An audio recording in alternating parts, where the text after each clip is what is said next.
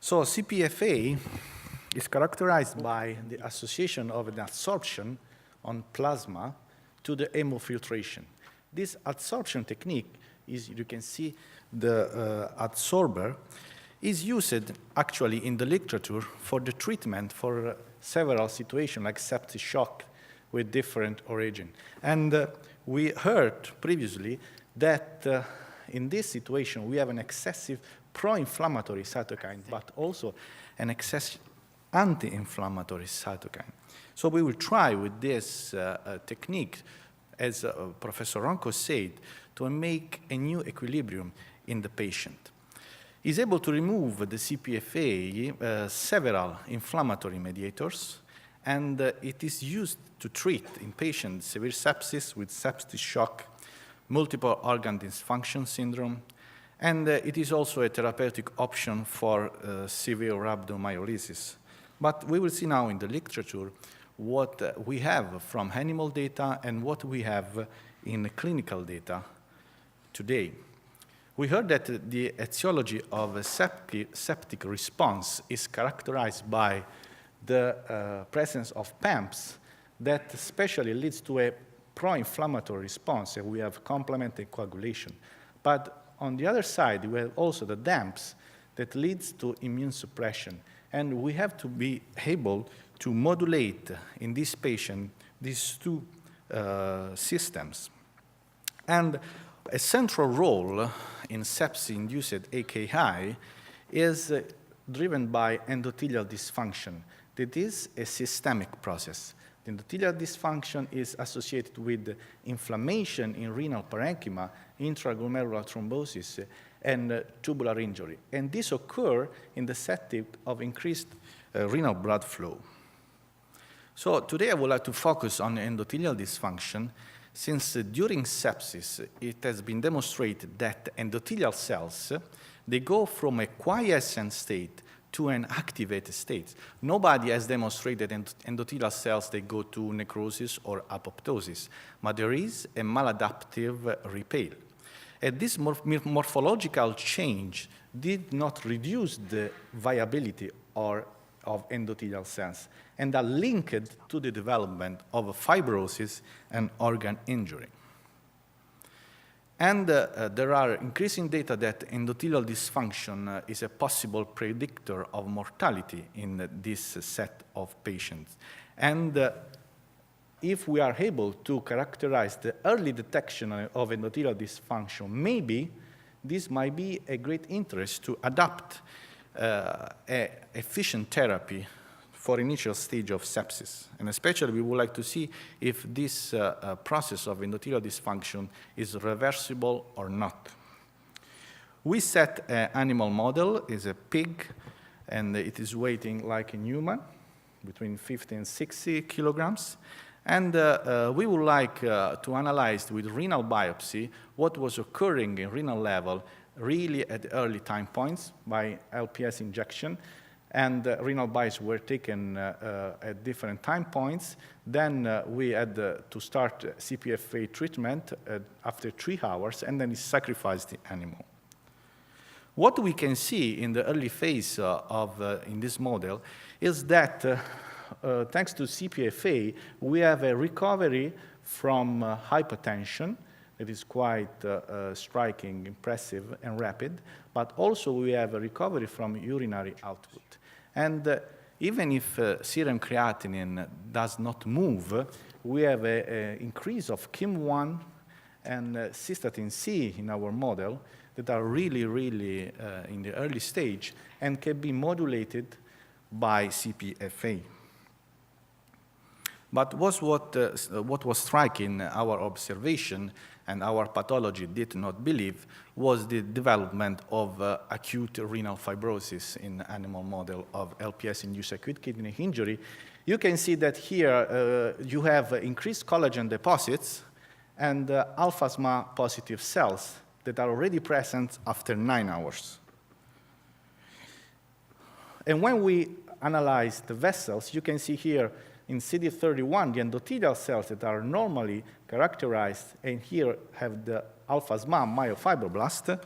After 9 hours, you have the endothelial dysfunction that is called endothelial to mesenchymal transition, that is not described in chronic kidney disease, but it is present already after a few hours after LPS engagement. And we describe here in the large vessels where you can see that endothelial cells, they start to enter the media of the vessel, but also at the level of peritubular capillaries. So what we can say is that acute fibrosis is it's present in this model, and there is a good modulation. When we have this kind of intervention, we can make this process reversible, but we have to be fast in the removal of what? And this was the question, because LPS cannot be removed by CPFA. Then we start to analyze the signaling of LPS, and we see that LPS has to bind to LPS binding protein to have access to the TLR4 receptor and give the signaling to the intracellular level. And LPS binding protein is an acute phase protein, but it is really linked to LPS activity, since facilitate the uptake of LPS and LPS CD14 complex into endothelial cells and tubular cells. And LBP levels are really important to initiate the inflammatory response to LPS, and especially LPP knockout mice are protected against septic shock. So there are data in literature that are supporting for LBP really in a critical role. So when we have LPS and we have LBP, then the TLR4 signaling is active and can give the activation of FKB and other transcription factor. If we remove LPS binding protein, still LPS is there, then we have a low activation of the cells, and we provide several evidence on this hypothesis. What happened in our model? You can see here that the control animal, they have low level of LPS binding protein. In pigs with LPS, there is a high release by hepatic cells of LPS binding protein, and with CPFA, we can remove this important adaptor protein for LPS. And when we measure pre-cartridge and post-cartridge plasma, you can see that in every passage, you have the removal of LPS binding protein that remain into the sorbent. And analyzing in vitro the endothelial cells and their response to the serum of our animals, you can see that the endothelial markers are reduced and there is an increase of fibroblast markers. So we can reproduce in vitro with the sera of this animal the endothelial to mesenchymal transition that can be abrogated and can be reversed by CPFA treatment. However, if we add to this CPFA-treated sera LPS binding protein, then the process, the pathogenic process, is really returned. That means that LBP is really critical to induce this kind of endothelial to mesenchymal transition. But this is not really only a phenotype changing, because endothelial cells start to produce collagen. And this is an qPCR for collagen 1. You can see here that CPFA serum does not induce collagen 1 synthesis, but then when we had LPS binding protein, we have again a production of collagen 1. Then we start moving to analyze another important cells, as I told you yesterday, that are the pericytes, and there is an axis between epithelial, endothelial cells, and pericytes. Since the pericytes are one of the major sources of myofibroblasts, these are the cells that we see activated in the first hours of the damage. And when we use a PDGF beta receptor as a marker of pericytes, you see here that normal pericytes are present, especially at tubular interstitial level. Here in the glomerulus, these are mesangial cells. But with LPS, you have disappearance of PDGF beta, and then the pericytes, they start to acquire also a myofibroblast phenotype in our model.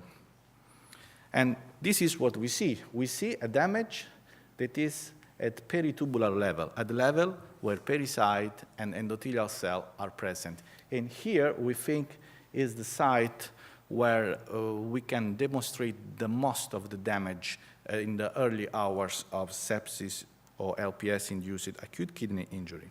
But again, if we start to treat the pigs, then we have a good restoration of the renal parenchyma. So this process is not irreversible. It's reversible, but this is important. It's important, the timing. And another important thing is that we treat it for 6 hours to have a good removal of complete removal of LPS binding protein. Then we perform an in vitro analysis, and what you can see here on renal pericytes is that they have a low expression of PDGF receptor beta and alpha-SMA, but when you activate with LPS pericytes, then there is a really good expression of alpha-SMA, indicating that pericytes are really the cells that can change their phenotype and they can go to the myofibroblast situation that is really something that we don't want. And perform also an in vitro analysis demonstrating that LBP is really critical also for the generation of myofibroblasts from pericytes, even in pigs that are treated with CPFA. So again, LBP is really the key molecules for our hypothesis to have a good effect of LPS. But what was interesting is that this kind of profibrotic response at cellular level is really strong. We can characterize the cells that are undergoing a transdifferentiation with phospho-HERK, phosphosmad 2 and 3 activation. So it seems that LPS can induce PMT, pericyte to myofibroblast transition, by canonical and non-canonical TGF-beta pathway. So what we can hypothesize is that in the first hour of sepsis-induced AKI, maybe we can have a profibrotic systemic response. And we measure TGF-beta in our animal model, and as you can see here, after 9 hours, we have a huge production of TGF-beta at systemic level. So maybe we can think that in the early hour, we can have an endothelial dysfunction and pericyte dysfunction driven by these factors that can be treated and removed if we remove the triggering like LPS or LPS binding protein. That may be really an interesting point. But the next question is this happening in our patient? What we have seen in this model can be transferred. So we are analyzing in our patient treated with CPFA, and this is if we measure LPS binding protein. At the beginning of CPA treatment, you can see here that there is a huge increase of LPB as we expected. But then, when we treat with CPFA, we have a nice removal of LBP. So this works also in humans, in our patient treated with CPFA, and is also active in sepsis. And this preliminary study demonstrates that the sera and the plasma of our patient is also capable to induce in endothelial cell and in pericyte the production of collagen. So the sera of our patient is also capable to give this acute profibrotic response. So what we can say is that this process maybe is happening also in patients, not only in animal model. And the conclusion of the animal data is that LPS needs LBP to give this profibrotic response, activating phospho-HERK and phosphosmad, but also we see a systemic effect with the release of TGF-beta that might have detrimental effect of the cardiovascular system and all of the other organs. So in conclusion from this part of the animal model, we can see that the removal of LBP, not only the LPS, is critical, and this can modulate the early damage in the kidney. And the removal of LBP is possible by extracorporeal blood perfusion that might represent another therapeutic strategy. So these are the promise. Now we see the results and the clinical data that we have actually in the literature. There is this first paper where 21 adult patients were admitted to intensive care units, and there was a comparison of hemodynamic parameters in patients before and after CPFA. And what is important is that CPFA sessions were 3 or more, and the treatment was 9 hours. This is really important to consider because the first clinical trial failed, and we will see the reason. The first results is that in 12 patients, the vasoactive therapy was completed discontinued during CPFA treatment, like in animal model that I showed you. There was a significant reduction in creatinine values and also in serum lactate levels, with a survival rate of 81% in the treatment group. But that is a single-center experience. Another single-center experience is that CPFA was associated with CVVH, and we see, again, a positive effect on systemic blood pressure and diastolic blood pressure when this treatment is used. And this study showed that CPFA plus CVVH compared with CVVH alone resulted in earlier and sustained hemodynamic stability. Another paper investigated the CPFA in 39 patients treated with CPFA for septic shock and was started within 8 hours within the admission of ACU. Again here, between the survivors and non-survivors, what was important was the plasma processed, so what the time of the treatment. And this is in line also with our data. We need to remove all these mediators because if the plasma process is low, then we don't have good results. And there was also here an increase in mean arterial pressure and a decrease in norepinephrine use. A pilot study was also interesting in another group where CPFA was associated with polymyxin removal. 20 patients treated with 2 different techniques, CPFA and toramyxin, with 2 different machines. And what you can see here, that was a statistically significant improvement in respiratory and hemodynamic parameter with reduction of vasopressor support. So in this case, the 2 techniques were associated, first toramyxin and then CPFA.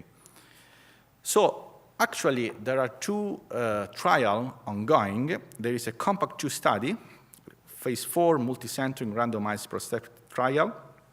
And this trial was designed after the COMPACT-1 trial, in which CPFA did not reduce mortality in patients with septic shock. But what was the problem? The post-hoc analysis revealed that a high number of protocol violations. There was the clotting of circuits because citrate anticoagulation was not used. There were technical problems. And this was the reason why this trial failed. But the patient that received a sufficient plasma treatment, in this patient, there was a reduce in the mortality. So this led to the design of this trial, that is COMPACT-2, and there is another trial ongoing, that is the ROMPA, with a mortality reduction in septic shock by plasma adsorption. So we really look forward to see the results of these 2 trials that will investigate, like, for example, the ROMPA, the 28-day mortality, and secondary endpoint, the ICU length state, and improvement in shock parameters. So finally, the take-home messages are this. The development of acute tubule interstitial fibrosis characterizes LPS-induced acute kidney injury. And we described the endothelial and pericyte myofibrillary transition occurring in the first hours of acute kidney injury. This acute form of tubule interstitial fibrosis can be reversed, it's not irreversible, by CPFA treatment with the artificial removal of LPS binding protein. On the clinical data, we can see that on CPFA use, we have several positive single-center experience and 2 RCT underway. I would like to thank you all the contributors and you for your attention.